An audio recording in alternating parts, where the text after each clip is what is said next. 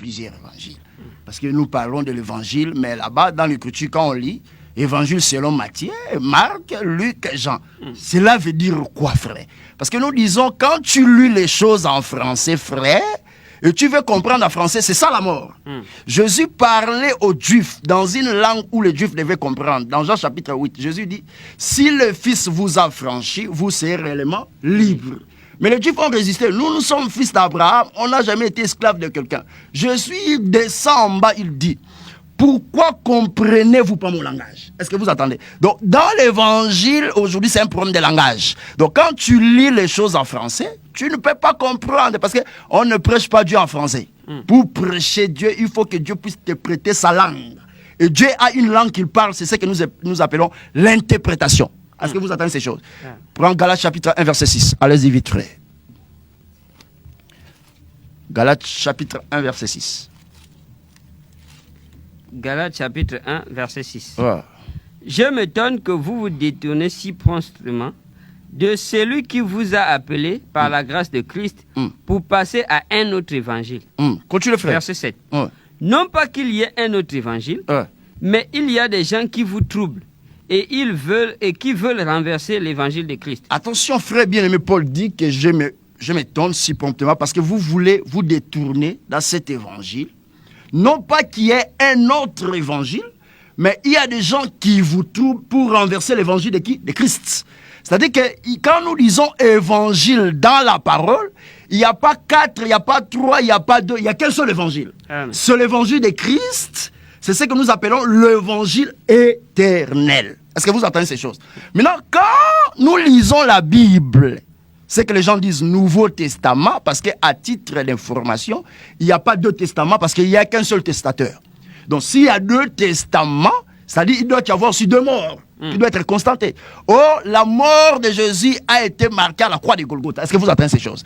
Et nous disons que le testament qui est laissé et le contenu du testament, c'est la vie éternelle promise. Est-ce que vous entendez ces choses? Donc nous disons qu'il n'y a pas deux testaments parce qu'il y a un seul testateur. Est-ce que vous entendez ces choses? Mais nous disons qu'il y a deux alliances. Et nous voulons dire que quand l'écriture, quand nous lisons la Bible, on écrit que l'évangile selon Matthieu, l'évangile selon Marc, l'évangile selon Luc, l'évangile selon Jean. Maintenant la question est de nous poser pourquoi est-ce qu'après la mort de Jésus, c'est Matthieu qui doit venir pour expliquer. Est-ce que vous entendez ces choses? C'est Marc qui doit se présenter pour expliquer. C'est Luc qui doit résumer pour expliquer. Et c'est Jean qui doit expliquer. Est-ce que vous entendez ces choses? Est-ce qu'il y a 4 évangiles ou il n'y a qu'un seul évangile? Mais pourquoi ici on prend la forme du chiffre 4? C'est ça le vrai problème. Et nous disons que Dieu a déjà prêché ces choses dans la loi de Moïse. Exode chapitre 22, verset 1. Frère Élisée, prends ça. Exode chapitre 22, verset 1. Exode chapitre 22. Exode chapitre 22, verset 1. Oui. Si un homme dérobe un bœuf ou un agneau et qu'il l'égorge ou le vende, il restituera 5 bœufs pour le bœuf et 4 agneaux pour l'agneau. Très bien, frère. Ici, frère Moïse dit, si un homme dérobe un bœuf, attention, frère Élisée, ou l'égorge ou le vend, il restituera pour l'agneau. Quand tu as dérobé un agneau, tu dois restituer combien? 4 agneaux. Mais quand tu dérobes un bœuf ou tu égorges un bœuf, tu restitues combien? 5. Attention, frère. Il y a un agneau qui est dérobé, mais parce que tu as dérobé un agneau, tu dois restituer 4. Est-ce que vous attendez? Parce que tu as dérobé ou tu as égorgé un bœuf, tu dois restituer combien, frère? 5. Nous disons, il n'y a pas 4 agneaux. Est-ce que vous attendez cette chose? Mais les 4 agneaux expliquent l'agneau qui a été dérobé. C'est comme ça on explique la pensée du Créateur. Donc les 4 agneaux, premièrement, expliquent l'agneau qui a été égorgé. De même aussi, les 4 agneaux expliquent l'agneau qui a été vendu. Est-ce que vous entendez ces choses? Mais qui a été égorgé, frère?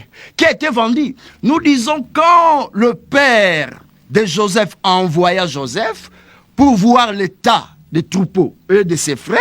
Est-ce que vous entendez ces choses? Le frère de Joseph virent Joseph de loin.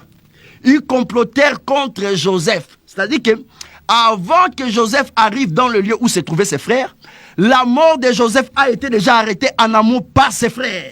Est-ce que vous entendez ces choses? Amen. De même aussi, nous disons que la loi et les prophètes et les psaumes, ce sont les frères de Joseph qui ont prédit la mort de Joseph avant qu'il arrive dans les temps. Est-ce que vous voyez? Et nous disons Joseph véritable, c'est l'image de Jésus. C'est pour ça dans Luc chapitre 24, verset 42, il dit qu'il fallait qu'il s'accomplisse en moi ce qui est écrit dans la loi, dans le psaume et dans les prophètes. Donc, la loi, le psaume et les prophètes, ce sont les frères de Joseph qui ont parlé de la mort de Joseph avant que Joseph arrive dans les lieux où se trouvaient ses frères. Est-ce que vous entendez ces choses? Maintenant, quand il prend Joseph, ils ont ôté Joseph de sa tunique et ils ont pris Joseph, ils l'ont fait rentrer dans une citerne qui était vide. Est-ce que vous entendez ces choses? Maintenant, ils ont compris qu'on ne peut pas tuer notre frère comme ça. Ils l'ont fait sortir, frère. Maintenant, voilà ce qui va se passer, frère. Quand il prend la tunique de Joseph, ils doivent tremper la tunique de Joseph dans un sang. Est-ce que vous voyez ça, frère? Maintenant, quand la tunique de Joseph est trempée dans un sang, cela veut dire quoi, frère? Que le bouc a été immolé. Ah, on immole d'abord le bouc, et c'est par le sang, là où on prend maintenant la tunique pour tremper. Maintenant, la tunique doit être envoyée par le père. Est-ce que vous entendez ces choses? Maintenant, quand le père touche la tunique, quand le père pleure Joseph, en réalité, le père pleure qui? Le bouc. Le bouc. Mais en réalité, nous disons que le père pleure Joseph. C'est là où nous disons que Joseph était mort comme bouc. Est-ce que vous entendez ces choses? Voilà comment nous expliquons celui qui égorge un agneau. Joseph était mort comme un bouc. Est-ce que vous voyez? Après avoir, on a pris encore Joseph, on lui a fait quoi, frère? On lui a vendu. Est-ce que vous voyez? Donc nous disons que Joseph, c'est lui l'animal vendu. Joseph, c'est lui l'animal égorgé comme bouc. Est-ce que vous entendez ces choses? Quand le père pleure Jacob, quand le père pleure Joseph, il pleure Joseph à la place du bouc. Mais en réalité, nous disons que Joseph est mort comme un bouc. Est-ce que vous entendez ces choses? Maintenant, nous ramenons dans un homme qu'on appelle Jésus. Nous disons que frère Moïse a dit, si un homme dérobe un bœuf, ou égorge ou vend, il doit restituer 4 bœufs, plutôt 5 bœufs pour un bœuf, mais pour un agneau, il restitue combien, frère? 4. Pourquoi? Parce que notre évangile explique le pourquoi de chaque chose. Nous répondons à la question que les frères et sœurs nous ont posée. Pourquoi dans les Écritures on dit qu'il y a 4 évangiles? Est-ce qu'il y a 4 évangiles? Nous expliquons qu'il n'y a pas 4 évangiles. Parce qu'il y a un agneau qui est égorgé. Maintenant, après l'immolation de cet agneau, nous devons voir 4 agneaux qui expliquent l'agneau qui a été dérobé ou égorgé. Est-ce que vous voyez ça, frère? Mais en réalité, c'est un seul agneau qui a été égorgé. Mais ce n'est pas 4 qui sont égorgés. Est-ce que vous voyez ces choses? Maintenant, les 4 expliquent l'agneau qui a été immolé. Nous disons que l'agneau véritable qui a été immolé, c'est qui? C'est Ésaïe chapitre 53. Est-ce que vous entendez ces choses? C'est Jean chapitre 1, verset 29. Donc, Jean présenta Jésus, voici l'agneau qui ôte le péché du monde. Donc, Jésus, c'est lui l'agneau qui était immolé à la croix de Golgotha. Maintenant, après la mort de Jésus, Dieu devait restituer combien d'agneaux, frère? 4 agneaux. Nous disons, en réalité, il n'y a pas 4 agneaux, mais il y a un seul agneau qui est mort, où maintenant nous voyons les 4 qui doivent expliquer un seul. Est-ce que vous entendez ces choses? De même aussi, après la mort de Jésus, nous voyons les 4 agneaux comme l'explication de la mort de Jésus par Matthieu, est-ce que vous entendez? Par Marc, par Luc, par Jean. Donc il n'y a pas 4 évangiles, mais il y a un seul évangile, c'est-à-dire l'évangile, c'est que nous disons la prédication de la croix, parce que Paul dit, nous prêchons Christ crucifié. C'est ça la bonne nouvelle du royaume. Est-ce que vous entendez ces choses? Il n'y a qu'un seul évangile, mais qui est présenté par le frère Matthieu, par Marc, par Luc, par Jean. C'est ça, 4 agneaux restitués. Est-ce que vous entendez ces choses? De même aussi dans Actes chapitre 1. L'Écriture maintenant explique, parce que frère Moïse dit, si un homme dérobe un agneau, frère, prends ça, Acte chapitre 1. Comment est-ce qu'on voit l'agneau a été dérobé? Acte chapitre 1, frère. Allons-y vite, et lisez. Acte chapitre 1. Acte chapitre 1, frère, lisez. Acte chapitre 1. Verset 9. Verset 9. Ouais. Après avoir dit cela, il fut enlevé pendant qu'ils le regardaient, et une nuée le déroba à leurs yeux. Ah, et une nuée le déroba à leurs yeux. Oh, Moïse dit quoi dans Exode chapitre 22, verset 1? Relis ça pour les frères et sœurs. Exode 22, verset 1.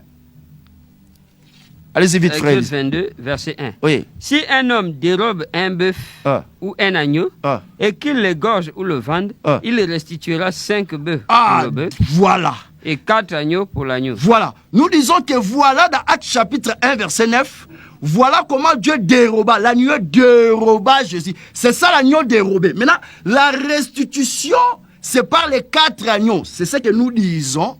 Il n'y a qu'un seul évangile. C'est l'évangile de la grâce. Quand nous disons la grâce, c'est la mort de Jésus à la croix de Golgotha. Maintenant, après la mort de Jésus, nous devons voir, on a vu Matthieu, on a vu Marc, on a vu Luc, Jean, pour expliquer seulement une seule œuvre, c'est l'œuvre de la croix. Est-ce que vous voyez ça? Donc, il n'y a pas 4 évangiles, mais il n'y a qu'un seul évangile qui est expliqué dans les 4 dimensions. Est-ce que vous entendez ces choses? De même aussi, frère, dans Genèse, quand tu lis, frère, prenons Genèse, allons-y, frère Élisée. Genèse, chapitre 2. Genèse chapitre 2. Prends le verset 10. Genèse chapitre 2, verset 2. Oui, verset 10. Oui, allez-y. Un fleuve sortait d'Éden pour arroser le jardin. Oui. Et de là, il se divisait en 4 bras. Oh, frère, il y avait un seul fleuve. Est-ce que vous entendez ces choses? Il n'y a pas d'abord ici 4 fleuves. Il y avait un seul fleuve qui sortait d'où, frère? Allez-y, Élisée. Qui sortait d'Éden. Très fort, mon frère Élisée. Un fleuve qui sortait d'Éden. Oui. Pour arroser le jardin. Très bien. Un fleuve qui sortait d'Éden pour arroser les jardins. Donc nous voyons, parce que nous expliquons les frères et sœurs, que Éden existait avant le jardin. Dieu plantant un jardin en Éden. Est-ce que vous entendez ces choses? Maintenant, il y a un fleuve qui sortait du jardin pour arroser tous les jardins. Est-ce que vous voyez ça? Qui sortait d'Éden pour arroser tous les jardins. Donc nous disons qu'il y a un seul fleuve, mais qui est divisé en combien de bras? À 4 bras. Il n'y a pas d'abord 4 fleuves en amour, mais il y a un seul fleuve. Maintenant, pour arroser les jardins, le fleuve doit se diviser en combien de bras? En 4 bras. Maintenant, le jardin dans les Écritures explique quoi? Cantique des Cantiques, chapitre 4, verset 12. Si dans ton assemblée, les ministres ne t'arrivent pas à expliquer le livre des Cantiques, il faut sortir parce qu'il y a des mystères qui sont cachés là-bas. Il n'y a que dans cet évangile, frère Élisée, on peut t'expliquer le livre des Cantiques, mot à mot, virgule par virgule. Prends Cantique des Cantiques, chapitre 4, verset 12. Allez-y, mon frère Élisée. Prenez vos Bibles à la maison, lisez. Cantique des Cantiques, chapitre 4, verset 12, frère. Vous vérifiez ensemble. Cantique des Cantiques, chapitre 4, voilà. Verset 12. Oui. Tu es un jardin fermé, ma soeur, ma fiancée. Ah, tu es un jardin fermé. Est-ce que vous voyez ça? Ma soeur, ma fiancée. Donc, quand nous disons qu'au commencement, en Éden, il y avait un fleuve qui sortait pour arroser quoi, frère? Le jardin. Maintenant, Cantique, chapitre 4, verset 12, l'Écriture dit que tu es un jardin fermé, s'il vous plaît, frère. Fermé. Est-ce que vous voyez? Ma soeur et ma fiancée. C'est-à-dire, la fiancée, c'est un jardin. Est-ce que vous voyez ça? La soeur bien-aimée, c'est un jardin. Donc, c'est pour expliquer quoi? Que la femme, que nous expliquons l'église, la fiancée, c'est ça le jardin de Dieu aujourd'hui. Parce que dans 2 Corinthiens chapitre 11, verset 1 à 3, frère Paul explique l'église comme qui? La fiancée de l'époux qui est Jésus. Est-ce que vous entendez ces choses? Donc nous disons que pour que la femme soit arrosée comme jardin, il faut qu'il y ait un fleuve qui sort en Éden pour arroser la femme. Mais le fleuve doit se diviser en combien de bras, frère? En 4 bras. De même aussi, nous disons qu'il y a un seul évangile qui doit être prêché dans les 4 dimensions. Est-ce que vous entendez ces choses? Et nous disons que le jardin, c'est la femme. Maintenant, le fleuve, c'est quoi, frère? Est-ce que tu as l'écriture? Allons-y d'abord. Jérémie chapitre 2, verset 13. L'eau, quand nous disons l'eau dans la Bible, c'est quoi? Allons-y d'abord. Jérémie chapitre 2, verset 13. Jérémie chapitre 2, verset 13. Prenez vos Bibles à la maison. Allons-y, frère. Jérémie chapitre 2. Oui. Verset 13. Voilà. Car mon peuple a commis un double péché. Très bien, frère. Ils m'ont abandonné, moi qui suis une source d'eau vive, pour se creuser des citernes crevassées qui ne retiennent pas l'eau. Ah, ici qui parle, c'est Dieu. Donc le peuple a commis un double péché en abandonnant l'éternel Dieu, qui est une source d'eau intarissable, d'eau vive. Est-ce que vous entendez ces choses? Pour creuser des citernes, frère, qui n'arrivent pas à garder de l'eau. Est-ce que vous voyez ça, frère? Donc nous disons même aujourd'hui, frère, il y a des gens qui laissent la vraie parole comme l'eau pour creuser des citernes qui ne peuvent pas garder de l'eau. Est-ce que vous entendez ces choses? Si vous voyez quelqu'un sort aux États-Unis, au Congo, c'est moi qui ai le prophète pour sauver les gens dans ce monde. Ça, c'est une citerne, frère, qui ne peut pas garder de l'eau. Et nous devons garder la source intarissable qui est l'évangile éternel. Maintenant, si quelqu'un laisse cet évangile pour aller écouter des choses ailleurs, c'est-à-dire c'est une citerne creusée, frère, mais qui ne peut pas garder de l'eau. Aujourd'hui, nous avons des citernes vides, frère. tu vois quelqu'un dit que Dieu m'a envoyé, on te demande quel est ton message. Il n'y a pas de message. Ça, c'est une citerne vide.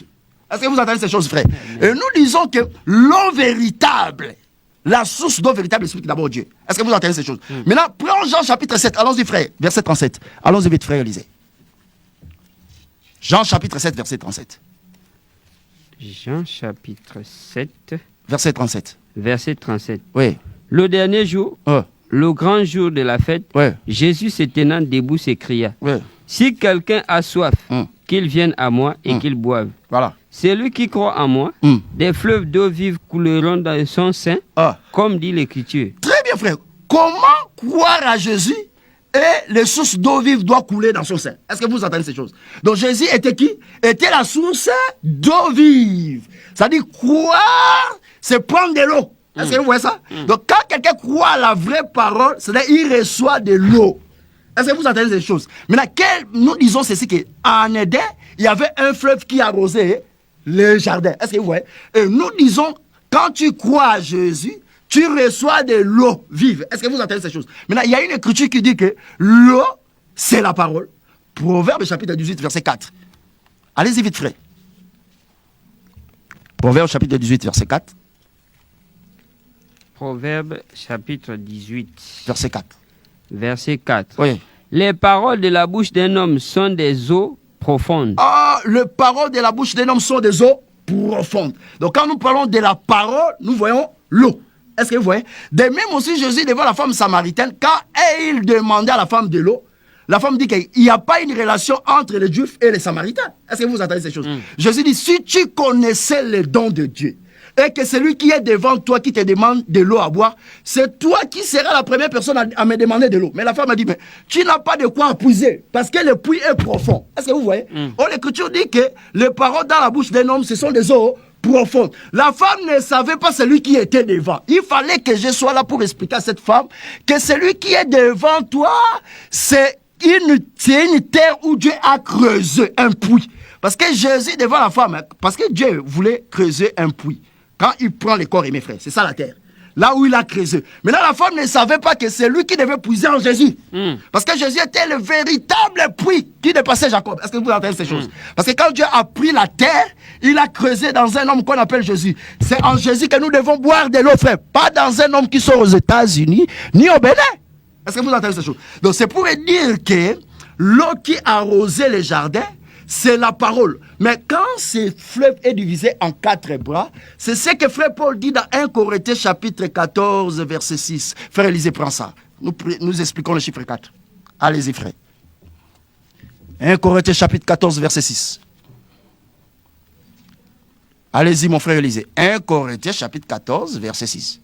1 Corinthiens 14, verset 6. Oui. Et maintenant, frère, de quelle utilité vous serais-je si je venais à vous parlant en langue, et si je ne vous parlais pas par révélation, ou par connaissance, ou par prophétie, ou par doctrine? Très bien. Donc, pour édifier, pour parler clairement, frère bien-aimé Paul dit que ça ne sera pas utile si je viens, je parle en langue. Est-ce que vous voyez ça? Parce que parler en langue, c'est cacher une pensée. Est-ce que vous voyez ça, frère?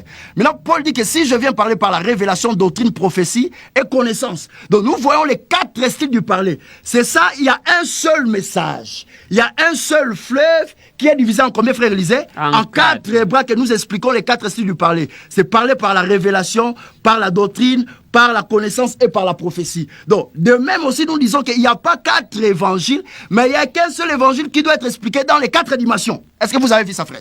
Donc, pour répondre aux frères et sœurs, il n'y a pas 4 évangiles, il n'y a qu'un seul évangile. C'est l'évangile éternel, c'est l'évangile de la grâce que nous présentons aujourd'hui, que Paul a prêché. Paul a prêché l'évangile éternel. Est-ce que vous voyez ça, frère? Donc, c'est pour répondre à la question. De même aussi, il y a un homme qui est assis au milieu du trône. Mais il y a 4 êtres vivants. Donc les 4 êtres vivants, c'est l'explication de celui qui est assis sur le trône. Il y avait le premier être vivant qui avait la face du lion. Vous voyez? Le deuxième, la face du veau. Troisième, c'est l'homme. quatrième c'est l'aigle. De même aussi, nous disons que dans l'église, nous devons avoir ces 4 faces. Est-ce que vous voyez? Le lion comme la doctrine, le veau comme la connaissance, l'homme comme la révélation et l'aigle comme la prophétie. Dans une assemblée là où il n'y a pas la face des 4 êtres vivants, c'est la mort qui est communiquée parce que la femme ne sera jamais arrosée. Amen. Il faut sortir, venir, écouter l'explication. Donc s'il n'y a pas 4 styles de parler, frère, il y a quoi? Il y a la langue.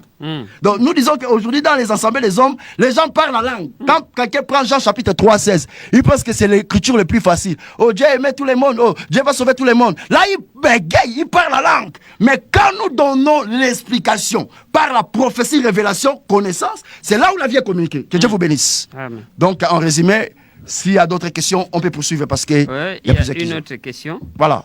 Bien. L'émission précédente, vous avez dit, frère Yannick, qu'il ne faut pas invoquer le feu. Ouais. Or, le frère pose la question, pourquoi ne pas invoquer le feu?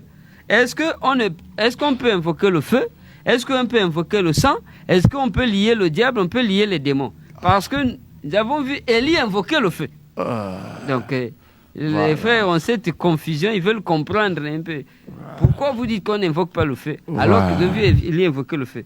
Pourquoi ne pas lier les démons? Pourquoi ne pas invoquer le sang? Voilà. Ça, c'est une belle question. Prenez vos Bibles à la maison. Nous disons déjà à titre d'information qu'à Mont-Carmel, frère Élisée, Élie n'a pas invoqué le feu sur les hommes. Élie a demandé quoi, frère Élisée, mon frère bien-aimé? Élie a mis l'animal sur l'autel. Est-ce que vous voyez? Maintenant, la réponse devait donner par le feu. Est-ce que vous voyez ça? C'est-à-dire Dieu devait venir consumer l'animal. Est-ce que vous entendez ces choses? Et nous disons que le fait dans l'écriture explique quoi, premièrement? Est-ce que vous entendez ces choses? Nous disons que le fait prend Ésaïe chapitre 66, verset 16. Allez-y, frère.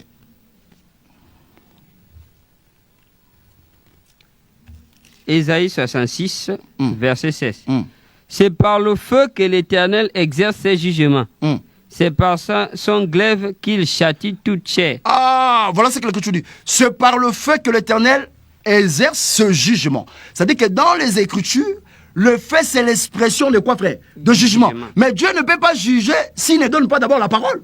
C'est pour ça que Jésus dit que le Père a tout remis dans le Fils. C'est-à-dire, le jugement, frère, c'est dans le Fils. Est-ce que vous voyez? Oh, le Fils, c'est la parole. C'est-à-dire, nous disons qu'aujourd'hui, la parole dans l'Église, est-ce que vous entendez? C'est le jugement, frère. Donc, c'est-à-dire que nous disons ceci, frère. Nous qui avons reçu premièrement la parole, frère, la parole juge les actions secrètes de l'homme. Est-ce que vous voyez ça? C'est pour cela, frère, Pierre dit ceci. Ne soyez pas étonnants au sujet de quoi? Au sujet d'une fournaise qui est au milieu de vous pour vous éprouver. Donc, aujourd'hui, bien-aimé Pierre dit ceci, que c'est par la maison du Seigneur que le jugement doit commencer. Est-ce que vous entendez ces choses? Est-ce que vous avez lu ça? 1 Pierre chapitre 1, verset 4. Allez-y, frère, lisez. 1 Pierre chapitre 1, verset 4. Oui.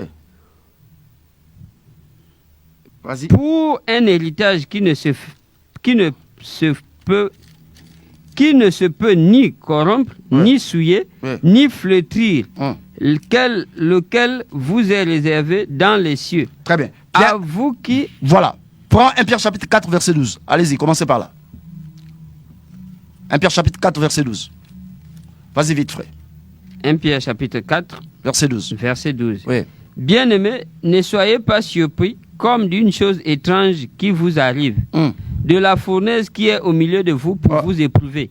Donc aujourd'hui, ici, attention, ici, bien-aimé Pierre s'adresse à nous, l'Église, qu'il y a une fournaise ardente qui est là pour nous éprouver. Prends le verset 12, frère, le verset 17. Verset 17. Oui. Car c'est le moment où le jugement va commencer par la maison de Dieu. Attention, le jugement commence par la fournaise ardente qui est au milieu de vous, au milieu de nous.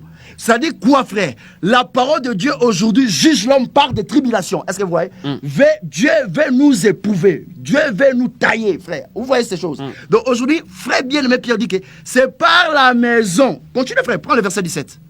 Car c'est le moment où le jugement va commencer par la maison de Dieu. Mais le jugement là commence comment? C'est par des tribulations, c'est par des épreuves. Donc comment est-ce que Dieu juge aujourd'hui l'Église, frère? C'est par la parole. La parole à nous juge, nous taille, nous brise. Est-ce que vous voyez ça, frère? Voilà comment nous expliquons. Maintenant, continuez, j'aime Pierre. Or, si c'est par nous qu'il commence, quelle sera la fin de ceux qui n'obéissent pas à l'évangile de Dieu? Ah, ne pas obéir à l'évangile de Dieu.